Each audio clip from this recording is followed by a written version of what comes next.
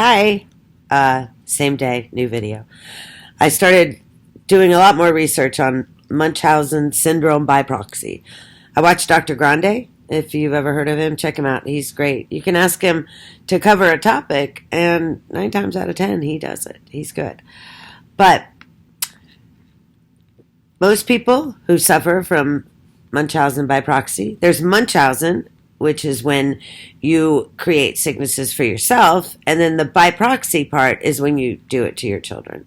And 95% of the time, it's the mother who is the person committing the act. But people who suffer from Munchausen by proxy are pathological liars. Ding, ding, ding. Shannon's entire freaking life was a lie. The house was a lie. They couldn't afford any of that. They probably had a dining room table at one point, but I guess that got repossessed in the bankruptcy. A couple interesting things. Well, this doesn't really have to do with that, but why did she keep Bella's hair so that she looked like a boy?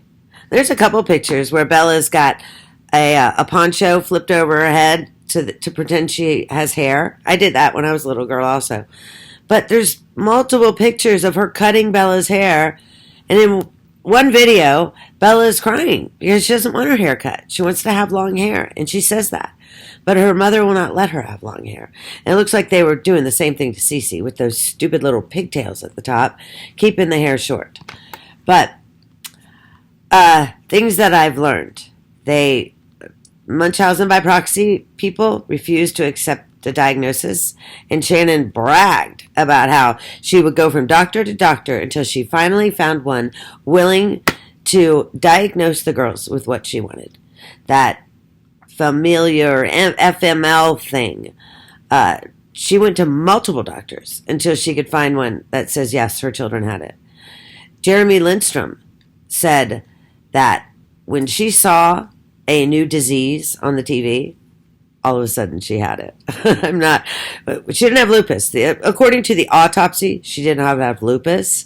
I'm very grateful that people made donations to the Lupus Foundation, and I hope Lupus Foundation didn't send them back. Shanann lied to people. But interesting that they're normally pathological liars, and we know Shanann Watts was a pathological liar.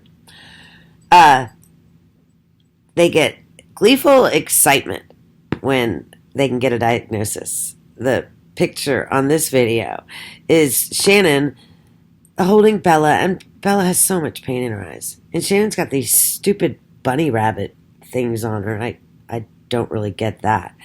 But if you really look at Shannon's face, it's like an evil pleasure. All the pictures of the kids in the hospitals. And I spent 184 nights in the hospital the first 18 months that I was sick. And being in a hospital stinks.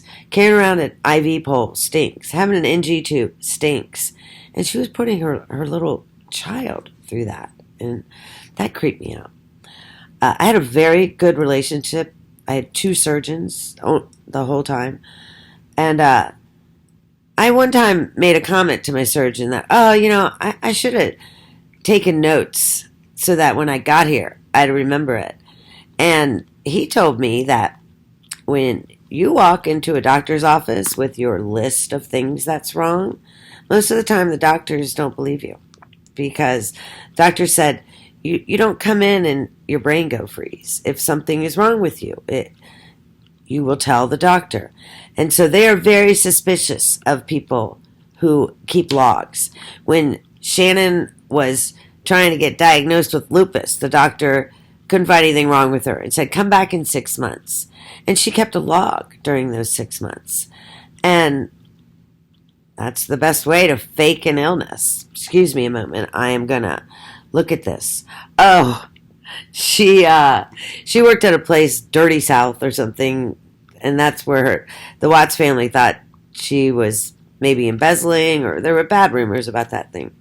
But she's texting with someone, and she says she had to quit because she got tired of working a job where she was on her feet for 12 hours straight every day. So now she's in nursing school.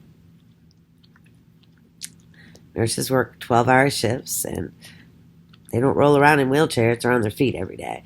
But I just thought that was funny, that's how ignorant this woman was. Her life was completely fake.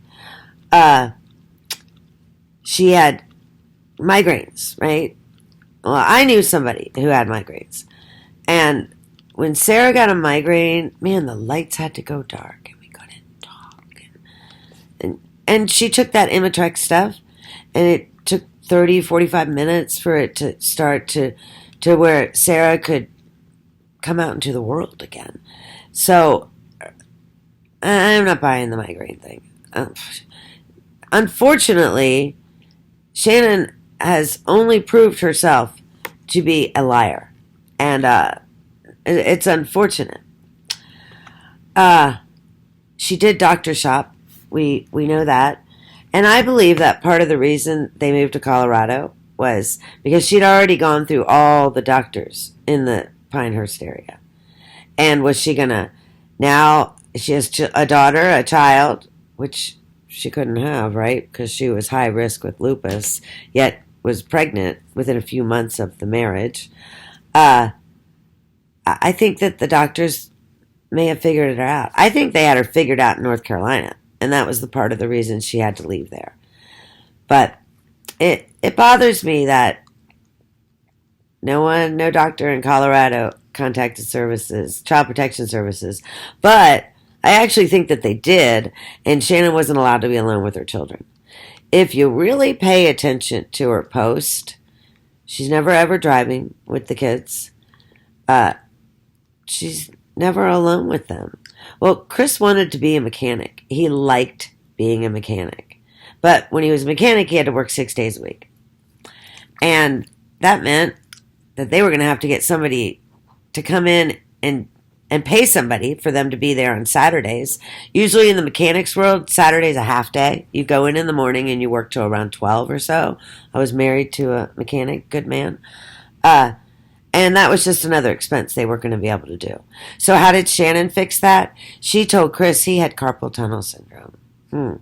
I had carpal tunnel syndrome. I had to have surgery. Here, look. I don't know if you can see the scars or not, but they're about right there, both of them. And carpal tunnel doesn't go away. So if he had carpal tunnel, how did it resolve himself? Okay, I'd like to know your opinion on why you think she made her daughters look like little boys. And I think part of the reason that she kept Bella with that little hair because it made her look sickly. You know, Bella was 4, and I think that her language probably wasn't up to a regular 4-year-old. And we already know that Cece was 3 years old and reached into, or would have possibly reached into somebody's bowl of ice cream. There's another video of Shanann in her house, and she's got a damn jar of Skippy peanut butter on the counter. But if not for double standards, Shanann Watts would have no standards at all. If you liked my video, please subscribe. And check out Miss Minsa. She's really putting stuff in my head that is making me just ask more and more questions. Have a great day. Take care.